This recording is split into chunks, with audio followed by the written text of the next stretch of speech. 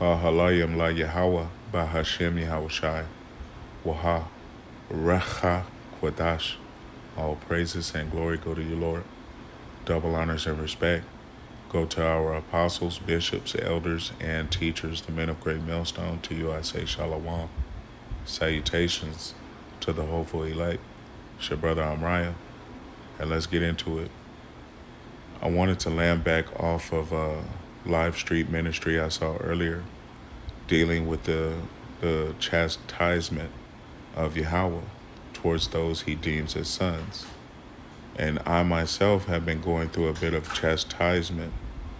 So I understand very well that it could be very unpleasant at times when you are trying to go through your walk and rebuke and reproving happens, or some form of punishment. But the Lord punishes those that he loves for their benefit. He corrects those that he loves for your profit, okay? Because he deems you as a son. He wants you to be fit for rulership when he sends back Yahushai to take over the kingdoms of the world. This is Proverbs chapter 3, and I'll begin at verse 1. My son, forget not my law, but let thine heart keep my commandments. For the length of days and long life and peace shall they add to thee. Let not mercy and truth forsake thee. Bind them about thy neck. Write them upon the table of thine heart. So shalt thou find favor and good understanding in the sight of Yahweh and man. Trust in Yahweh with all thine heart, and lean not unto thine own understanding. Right. Now, as a father, when I correct my children, my sons in particular, sometimes they can take it a little bit harshly. They don't always understand why they receive correction, because they think they know everything. As we do in this truth, you get puffed up sometimes, but you have to be brought down, and our understanding is not Yahweh's understanding. So when he corrects you, all right, you're not supposed to lean on your own understanding, reason with yourself, and say, there was no need to correct me. You have to truly examine yourself and allow the correction to point you in the right direction, to improve, to increase. Verse 5 again, trust in Yahweh with all thine heart, and lean not unto thine own understanding. In all thy ways acknowledge him, and he shall direct thy paths. Be not wise in thine own eyes. Fear Yahweh, and depart from evil. It shall be health to thy navel, and marrow to thy bones. Honor Yahweh with thy substance, and with the first fruits of all thine increase. So shall thy barns be filled with plenty, and thy presses shall burn out with new wine. Here's the point, verse 11. My son, despise not the chastening of Yahweh, neither be weary of his correction. For whom Yahweh loveth, he correcteth, even as a father in whom he delighteth. Happy is that man that findeth wisdom, and that man that getteth understanding. Right. This is 2 Corinthians chapter 13 and verse 5. It says, examine yourself, whether ye be in the faith, prove your own selves. Know ye not your own selves how that Yahushua Mashiach is in you, except you be reprobates. Right. Unbelievers, infidels. You're not a portion of this thing. So the Heavenly Father corrects you in measure. The Heavenly Father corrects you for your own benefit, that you will be able to be a portion of the folk, all right, the body. But if you do not receive correction, if you despise it, you're unfit for his use. And that is the point. So you can't be despising correction, because it makes you unfit for his use. All right. Job chapter 5, verse 17. Behold, happy is the man whom Yahweh correcteth. Therefore despise not thou the chastening of the Almighty. For he maketh sore and bindeth up.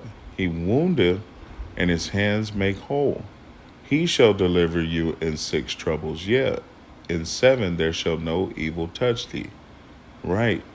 Because the Heavenly Father is going to have the back of those he deems as son. All right.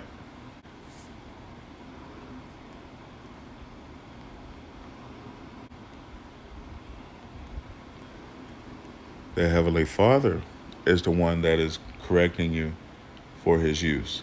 Okay. This is Malachi chapter 3 and verse 16. Then they that feared Yahweh spake often one to another, and Yahweh hearkened. He listened and heard it.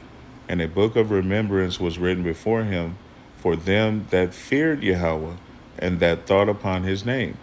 And they shall be mine, saith Yahweh of hosts. In that day when I make up my jewels, and I will spare them as a man spareth his own son that serveth him. Right.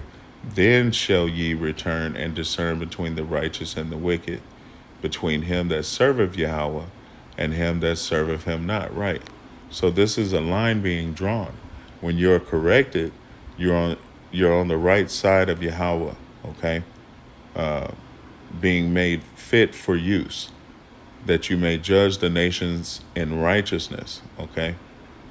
Yahweh Ratazah, you make it on that first go around. But if you despise the correcting of the Lord, like 2/3 of Israel despise and reject his word, you're going to be unfit for use. Okay. Now you can find the same sentiment in Hebrews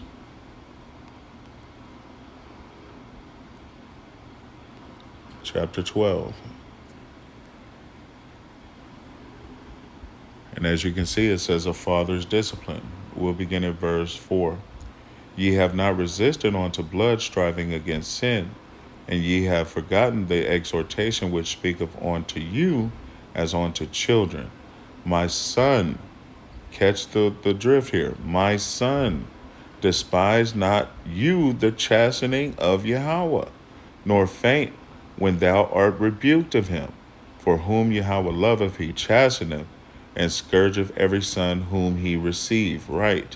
All right. If you're going to receive the rights as adoptions, you're going to have to get in order as the same as Yahweh Shai did. All right. You're going to have to be in order. You're going to have to be under obedience to Yahweh. Why Yahweh Shai?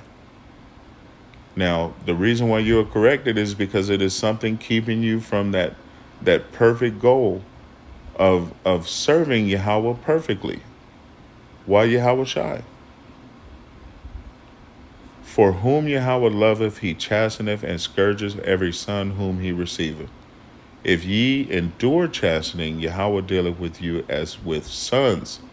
For what son is he whom the Father chasteneth not? But if ye be without chastisement, whereof all are partakers, then are ye bastards and not sons. Right. You can get out of my face, you little bastard. That's what the Lord's going to say when you don't want to get in order. Okay? Now, those he loves, he corrects them so they get in order. So they are fit for the kingdom of heaven, for rulership, for his use. Furthermore, verse 9, furthermore, we have had fathers of our flesh which corrected us, and we gave them reverence. Shall we not much rather be in subjection unto the Father of spirits and live? Right. Again, all of the correction is for your own profit, which we'll get here in this next verse.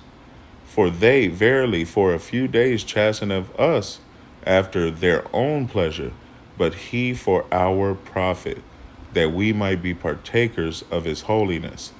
Now no chastening for the present seemeth to be joyous, but grievous.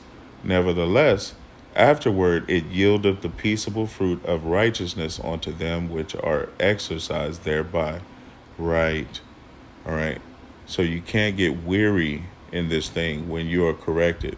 And some are going to be corrected more than others. But I reassure you, the Heavenly Father is doing it for your profit. So don't go getting tired. All right. Don't go giving up. Don't go throwing in the towel because things got a little hard on you because you've been rebuked a few times. I've had to deal with it. Man up, take the rebuke, look in the mirror, see what you can fix, and fix it. Galatians chapter 6, I'll begin at verse 5. It says, "For every man shall bear his own burden. Let him that is taught in the word communicate unto him that teacheth in all good things. Be not deceived, Yahweh is not mocked. For whatsoever a man soweth, that shall he also reap." Right? So you're going to get back what you put out. And the Heavenly Father corrects his sons so they can get back positive things and put out positive things that deal with his ministry, that deal with his work, pushing forward his truth. All right? Loving your neighbor as yourself. You don't want to be a lawbreaker, a sinner. You don't want to be on the wrong side of the Lord's indignation. All right? As 2/3 of Israel already are set for destruction, you don't want to be set for destruction. Verse 7 again, "Be not deceived, Yahweh is not mocked. For whatsoever a man soweth, that shall he also reap. For he that soweth to his flesh shall of the flesh reap corruption, but he that soweth to the Spirit shall of the Spirit reap life everlasting." Right. Verse 9, "And let us not be weary in well-doing, for in due season, if we accept correction, if we accept the chastening of the Lord, if we continue on our walk in this faith, all right, if we continue to do the things that are spiritual and be corrected and be fit, the Heavenly Father is saying something very key here. Verse 9 again, "And let us not be weary in well-doing, for in due season we shall reap if we faint not." This is encouraged. Let this be encouragement for you, brothers, okay? Things get hard. Yes, you might have been rebuked. Yes, it might have been harsh, but all of it is for your profit, and you will reap in due season if you faint not. All right? Hopefully this has been edifying. Call halal la Yahweh by Hashem Yahweh Shai for this message. Till the next time, Shalom.